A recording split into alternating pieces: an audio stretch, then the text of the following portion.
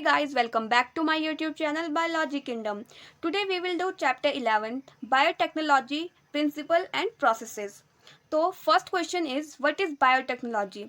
It deals with technique of using the live organism or enzyme from organisms to produce a product or process useful for humans. तो biotechnology एक ऐसी technique है जिसमें हम living organism या enzyme का use करते हैं ऐसे प्रोडक्ट को बनाने के लिए जो ह्यूमंस के लिए यूज़फुल होगा. It is used in a restricted sense today because it refers only those processes which use genetically modified organisms to achieve the same on large scale. तो आज की डेट में जो बायोटेक्नोलॉजी है इसका यूज़ रिस्ट्रिक्टेड हो गया है कि इसमें सिर्फ हम उन प्रोसेस को यूज़ करते हैं जिसमें हम जेनेटिकली मॉडिफाई ऑर्गेनिम्स को यूज़ करते हैं और उसी को हम लार्ज स्केल में उसका प्रोडक्शन करते हैं. इसमें कुछ एग्जाम्पल दिए गए हैं बायोटेक्नोलॉजी के. तो फर्स्ट है IVF, that is in vitro fertilization lead to test tube baby. Development of a DNA vaccine, and third is correcting a defective gene. EFB. What is EFB? That is European Federation of Biotechnology. Definition of biotechnology given by EFF is, अब जो EFB है उसने भी अपनी एक biotechnology की definition दी है. वो डेफिनेशन है the integration of natural science and organism, cells, parts thereof and molecular analogs for products and services. Now, principle of biotechnology. Techniques which give birth to the modern biotechnology are. अब हम कुछ ऐसी techniques के बारे में पढ़ेंगे जो modern biotechnology को क्या देती है, अराइज करती है मॉडर्न बायोटेक्नोलॉजी का. तो उसमें फर्स्ट है जेनेटिक इंजीनियरिंग एंड सेकंड है बायोप्रोसेस इंजीनियरिंग. अब जेनेटिक इंजीनियरिंग क्या होता है? A technique to alter the chemistry of genetic material DNA and RNA to introduce these into host organism and thus alter the phenotype of host organism. तो genetic engineering एक ऐसी technique है जिसमें हम genetic material की chemistry यानी कि DNA RNA को में क्या करते हैं, कुछ चेंज कर देते हैं, फिर उस मॉडिफाइड DNA को किसमें इंट्रोड्यूस कर देते हैं, होस्ट ऑर्गेनिज्म में इंट्रोड्यूस कर देते हैं, जिससे कि जो होस्ट ऑर्गेनिज्म का जो फिनोटाइप है उसमें क्या होता है, कुछ चेंजेस आ जाते हैं. Bioprocess engineering.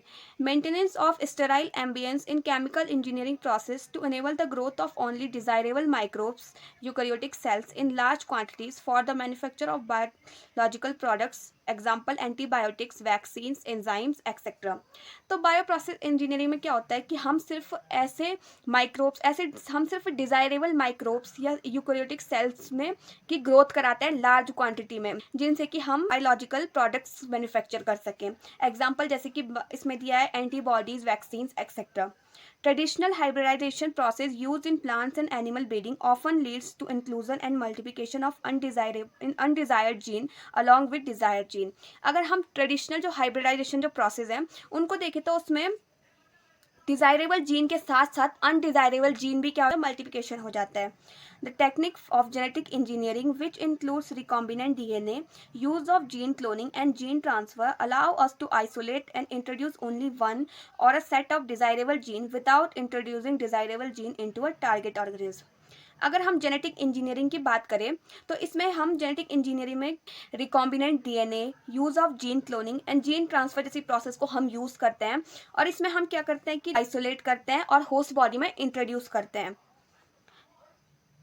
Fate of piece of DNA which is transferred into a alien organism.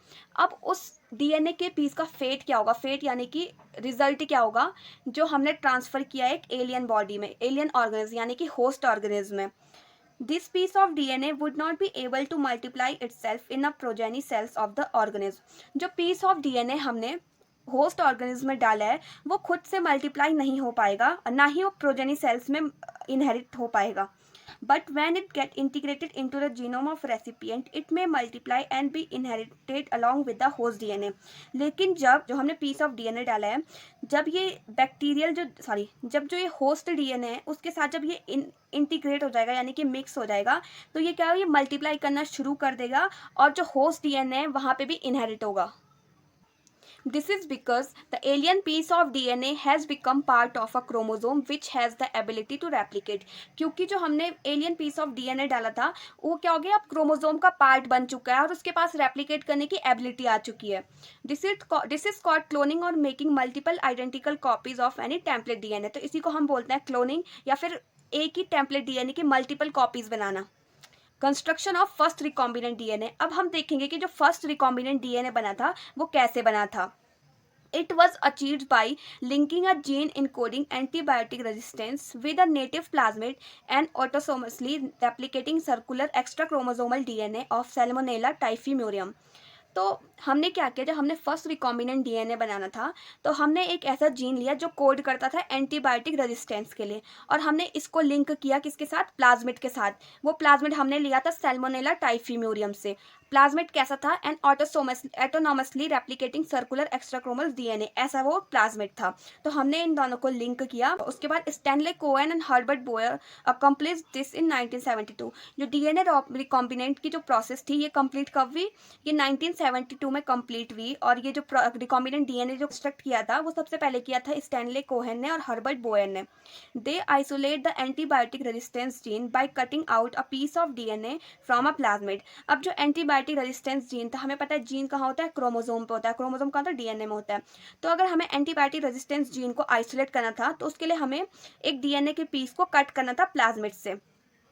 The cutting of DNA at specific location was carried out by a molecular scissor called restriction enzyme। तो DNA को हमें एक specific location पे cut करने के लिए एक enzyme चाहिए था जिसे हम मॉलिक्यूलर सीजर बोलते हैं, और इसका जो रियल नेम है वो है restriction enzyme. The cut piece of DNA was then linked with the plasmid DNA. उसके बाद जो डीएनए हमने लिया था, जो पीस हमने डीएनए का लिया था, उसको हम लिंक करते हैं प्लाज्मिड डीएनए के साथ। These plasmid DNA act as vector to transfer the piece of DNA attach to it into the host organism. तो जो प्लाज्मिड डीएनए वो एज अ वेक्टर एक्ट करता है। वेक्टर किस काम आता है, किसी चीज को एक बॉडी से दूसरी बॉडी में ट्रांसफर करने के काम आता है। तो वो DNA plasmid as a vector करता है, क्योंकि हमें जो डीएनए है उसको ट्रांसफर करना है कहाँ, जो पीस ऑफ डीएनए उसको ट्रांसफर करना है हमें होस्ट बॉडी के अंदर। The linking of antibiotic resistance gene with the plasmid vector become possible with the enzyme DNA ligase. अब जो एंटीबायोटिक रेजिस्टेंस जीन था इसको हमें लिंक करना था प्लाज्मिड वेक्टर के साथ। तो हमने किसकी हेल्प से लिंक किया, हमने डीएनए लाइगेज की हेल्प से इनको लिंक किया। विच acts on cut DNA molecule and joins their in। जो डीएनए लाइगेज जो एंजाइम होता है वो डीएनए मॉलिक्यूल्स के जो कटेड इंड्स होते हैं वहाँ पे एक्ट करता है और उनको ज्वाइन करता है। This makes a new combination of circular autonomously replicating DNA created in vitro known as recombinant DNA. तो इसी के साथ क्या बनता है, रिकॉम्बिनेंट डीएनए बन जाता है। When this DNA is transferred into E. coli, it could replicate using a new host DNA polymerase enzyme and make multiple copies। अब जो रिकॉम्बिनेंट डीएनए है हमने इसे होस्ट बॉडी यानी कि ई कोली के अंदर ट्रांसफर किया, तो ये वहाँ होस्ट डीएनए के साथ रेप्लिकेट करने लग गया और मल्टीपल कॉपीज बनाने लग गया। This ability to multiply copies of antibiotic resistance gene in E coli was called cloning of antibiotic resistance gene in E coli. अब जब होस्ट ऑर्गेनिज्म के अंदर एंटीबायोटिक रेजिस्टेंस जीन की मल्टीपल कॉपीज बनने लग गई तो इसी को हम क्या बोलते हैं, cloning of antibiotic resistance gene in E coli. There are 3 basic steps in genetically modifying an organism. अगर हमें एक ऑर्गेनिज्म को जेनेटिकली मॉडिफाई करना है तो उसके लिए 3 बेसिक स्टेप्स हैं। फर्स्ट है identification of DNA with desirable gene. हमें ऐसे डीएनए को आइडेंटिफाई करना होगा जिसमें क्या हो, डिजायरेबल जीन हो। सेकंड है introduction of the identified DNA into host.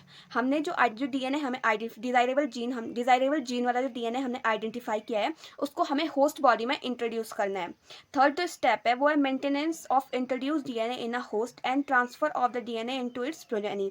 जो हमने डीएनए इंट्रोड्यूस किया है होस्ट बॉडी के अंदर हमें उसकी मेंटेनेंस करनी है और ये भी देखना है कि वो प्रोजेनी सेल्स में क्या हो, ट्रांसफर हो। Tools of recombinant DNA technology. अब जो रिकॉम्बिनेंट डीएनए टेक्नोलॉजी है उसमें हम कुछ टूल्स का यूज़ करते हैं। तो उसमें फर्स्ट है restriction enzyme, polymerase enzyme, ligase enzyme, vector and host organism. अब हम कुछ ऐसी प्रोसेस पढ़ेंगे जो रिकॉम्बिनेंट डीएनए बनाने में काम आती है, और हम ये भी देखेंगे कि कैसे वो रिकॉम्बिनेंट डीएनए हम होस्ट ऑर्गेनिज्म में ट्रांसफर करते हैं। तो फर्स्ट जो इसमें प्रोसेस है वो है isolation of a genetic material. Genetic material क्या होता है, डीएनए होता है। तो हमें डीएनए को सबसे पहले आइसोलेट करना है। To cut the DNA with restriction enzyme it need to be in pure form. सबसे पहले अगर हमें डीएनए को एक स्पेसिफिक पर्टिकुलर लोकेशन से कट करना है तो हमें रिस्ट्रिक्शन एंजाइम चाहिए, बट उससे पहले क्या होना चाहिए, डीएनए एक अपने प्योर फॉर्म में होना चाहिए। DNA is enclose with in a membrane. जो डीएनए होता है वो एक मेम्ब्रेन के अंदर इनक्लोज होता है, हमें पता है। We have to break the cell open to release DNA along with macromolecules such as RNA, protein, polysaccharides and lipids. तो हमें जो सेल है उसको सबसे पहले ब्रेक करना होगा ताकि जो डीएनए है वो मैक्रोमोलिक्यूल्स के साथ रिलीज हो जाए बाहर। अगर हमें बैक्टीरिया का डीएनए निकालना है तो हमें बैक्टीरियल सेल ब्रेक करनी होगी। अगर हमें प्लांट्स का डीएनए निकालना है तो प्लांट सेल ब्रेक करनी होगी। अगर हमें फंगस का अगर हमें फंगस का डीएनए निकालना है तो हमें फंगल सेल ब्रेक करनी होगी। तो सबसे पहले to break bacterial cell we use lysozyme enzyme. To break plant cell we use cellulose enzyme. To break fungus cell we use chitinase enzyme. Genes are located on a long molecule of DNA intertwined with proteins such as histones.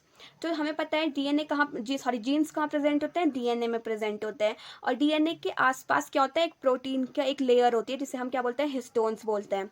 RNA can be remove by ribonuclease. अगर हमें DNA चाहिए, एक particular piece चाहिए DNA का, तो सबसे पहले हमें आरएनए को रिमूव करना होगा। तो उसके लिए हम क्या करते हैं, राइबोन्यूक्लियस एंजाइम का यूज़ करते हैं। उसके बाद अगर हमें प्रोटीन रिमूव करना है तो हमें प्रोटीएज एंजाइम चाहिए। Purified DNA ultimately precipitates out after the addition of chilled ethanol. अब हम इसमें क्या करेंगे, चिल्ड एथेनॉल डाल देंगे और उसके बाद जो प्योरीफाइड डीएनए है वो अल्टीमेटली प्रिसिपिटेट हो जाएगा। This can be seen as collection of fine thread in a suspension. और हमें क्या लगेगा, एक कलेक्शन दिखेगा फाइन थ्रेड्स का, यानी कि बारीक थ्रेड्स का हमें एक कलेक्शन दिखेगा उस सस्पेंशन में। DNA that separates out can be remove by spooling. अब जो डीएनए जो सेपरेट हुआ है उसको हम कैसे रिमूव करेंगे, कैसे निकालेंगे, तो उसको हम निकालेंगे by the process of spooling. तो स्पूलिंग की जो डेफिनेशन है वो ये है, the process of taking out of DNA from the chilled ethanol is called spooling. अगर आपको वीडियो पसंद आई हो तो वीडियो को लाइक करें, शेयर करें एंड सब्सक्राइब करें चैनल को।